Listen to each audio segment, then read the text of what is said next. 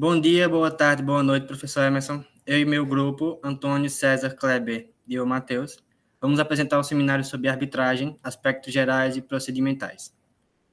Iniciando o seminário pela síntese, os tópicos gerais a ser abordados vão ser a história da arbitragem internacional, a definição de arbitragem internacional, como também legislação e arbitragem, e, por fim, cláusula e compromisso de arbitragem. Bom, falando um pouco sobre a história, os primeiros registros da arbitragem datam de aproximadamente 3.000 anos antes de Cristo. A arbitragem foi apresentada como um mecanismo de fuga do problemático e lento poder judiciário ao longo do tempo, né? Focando no Brasil, no história do Brasil Império, os primeiros registros do uso de algo parecido com a arbitragem com a arbitragem atual foram na Constituição de 1824, em seu artigo 160. 3 décadas depois, o antigo Código Comercial tratava da arbitragem compulsória para assuntos de cunho mercantil.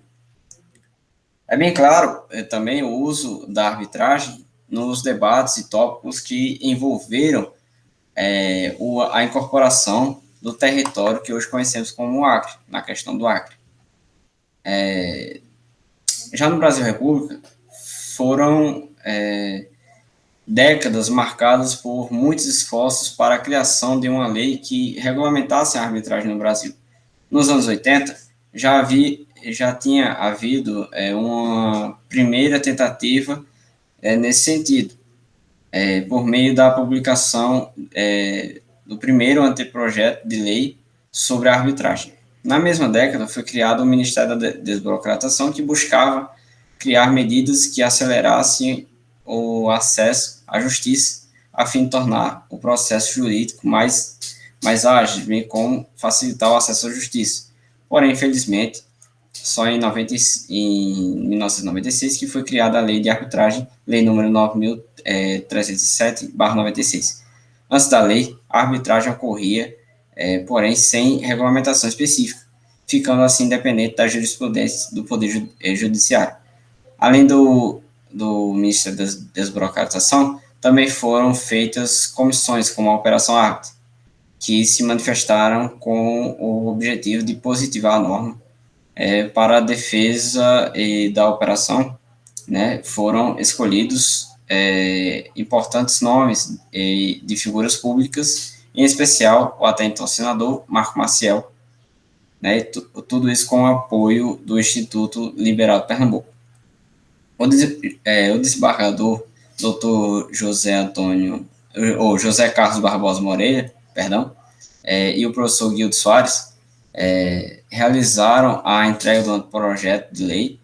Contudo, por causa do impeachment do então presidente da República, Fernando Collor de Mello, e depois do plebiscito 93, os debates sobre uma norma que regulamentasse a arbitragem foram colocados em segundo plano. Finalmente, em 96, o projeto de lei foi aprovado pelo Congresso Nacional, recebendo a sanção presidencial em 23 de setembro do mesmo ano. E agora, em 2015, há pouco tempo, a norma foi alterada pela Lei 3.129, trazendo algumas inovações. Obrigado.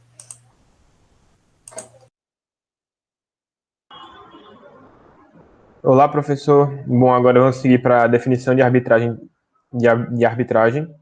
Bom, introduzindo, a arbitragem, como o César falou, ela já era conhecida antes da sua norma reguladora atual, e a seguir a sua definição, a gente tem no âmbito jurídico uma definição muito adequada e muito simples de entender, que é a do René Davy, que a arbitragem é uma técnica que visa dar a solução de uma questão, que interessa as relações entre duas pessoas ou duas partes, por uma ou mais pessoas, que são os árbitros, o árbitro ou os árbitros.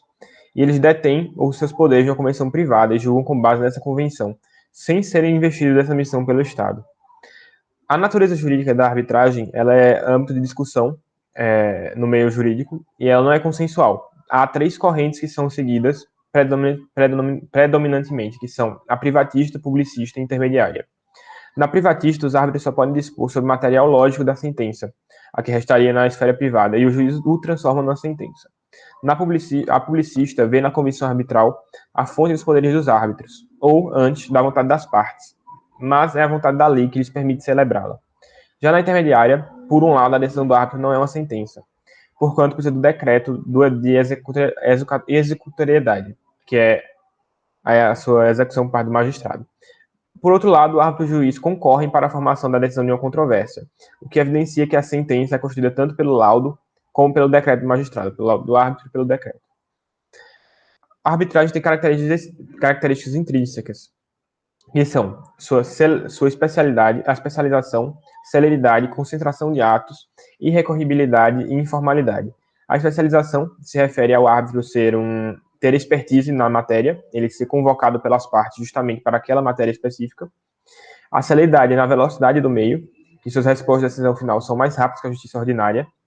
A concentração de atos, que faz ela ser mais rápida, concentrando os atos, sendo mais enxuta. E a irrecorribilidade, que ela não há possibilidade de recorrer, porque ela vale mesmo que a sentença transite em julgado. E a informalidade, que ela é mais informal que os meios tradicionais.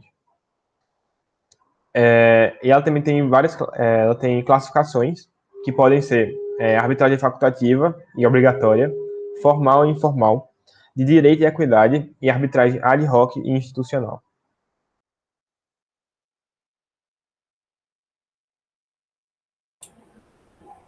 Boa noite, professor Emerson.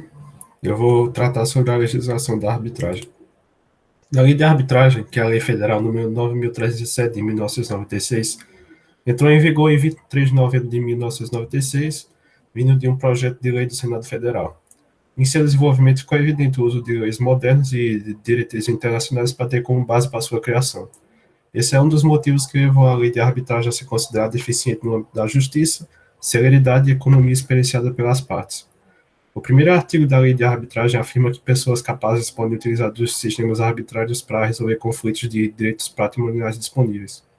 O segundo artigo dá liberdade para as partes escolherem de que forma resolver o litígio, utilizando as normas do direito ou o princípio de igualdade entre eles. Inclusive, as próprias partes podem escolher livremente qual conjunto de normas para tratar do litígio, podendo ser a legislação de outro país ou até mesmo de uma instituição privada. A lei de arbitragem já ganhou sua maturidade há alguns anos atrás, e devido a isso foi necessário que ela passasse por algumas reformas para ir se adequando aos novos mercados que vão surgindo. A primeira delas foi em 2015, e teve o intuito justamente de modernizar essa legislação, e a lei de arbitragem foi revisada por os juristas nomeados pelo Senado Federal para que fossem criadas novas proposições para ela. Uma delas que seria um projeto de lei sobre mediação extrajudicial, e a outra um projeto de lei com a reforma propriamente dita da lei de arbitragem. A urgência em aumentar a eficácia de meios alternativos para a resolução de conflitos jurídicos ela é bem vista, já que o judiciário sempre está ocupado e tem de tratar diariamente de vários outros dilemas relacionados também à administração pública. Então, uma das mudanças na lei de arbitragem foi para que sua aceitação na área de administração pública pudesse progredir. Alguns dos outros pontos importantes que vieram junto com a reforma foi que a administração pública, de forma direta ou indiretamente, agora pode utilizar dos sistemas de arbitragem também para resolver conflitos de direitos patrimoniais disponíveis. Quando isso ocorre, porém, o contrato tem de ser feito especificamente com base nas normas do direito e ele deve ser público.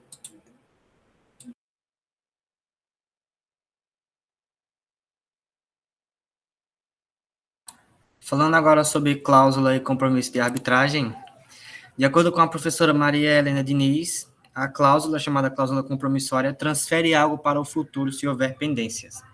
Nesse sentido, a cláusula está presente em acordos internacionais e estabelece a não necessidade de um juiz arbitral, caso aconteça desentendimentos futuros relacionados aos termos do tratado acordado.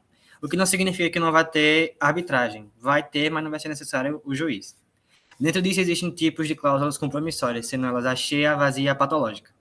A cláusula cheia, como o próprio nome já diz, ela já vem completa com relação a caminhos a serem tomados para essa arbitragem, atitudes ou ideais que devem ser seguidos, caminhos a ser traçados para a resolução desse conflito. A cláusula vazia se opõe até mesmo em nome da cheia, uma vez que não dita os caminhos alternativos a serem seguidos, como também não dita nenhuma atitude. Esses caminhos, essas atitudes serão tomados pouco antes do momento que serão aplicados. A cláusula patológica tem seu nome ligado à característica do contrato a partir de um texto que esteja incompleto ou escrito de forma incoerente. o que impossibilita a compreensão dos termos e a aplicabilidade deles e torna impossível o estabelecimento de um órgão arbitral. Então, sendo assim, as partes devem recorrer ao Poder Judiciário para que haja a arbitragem. Essa cláusula ela deve ser cumprida obrigatoriamente, uma vez que caso o convocado não compareça para firmar o acordo, ele pode ser sujeito a comparecer por meio de ordem judicial. Relacionado ao compromisso arbitral, ele surgiu muito antes da cláusula, uma vez que os romanos utilizavam o compromisso por ser considerado uma forma muito mais justa.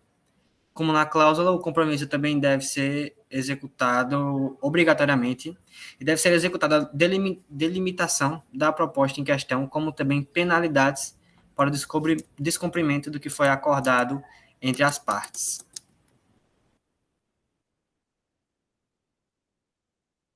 Esse foi o nosso seminário, professor. Muito obrigado.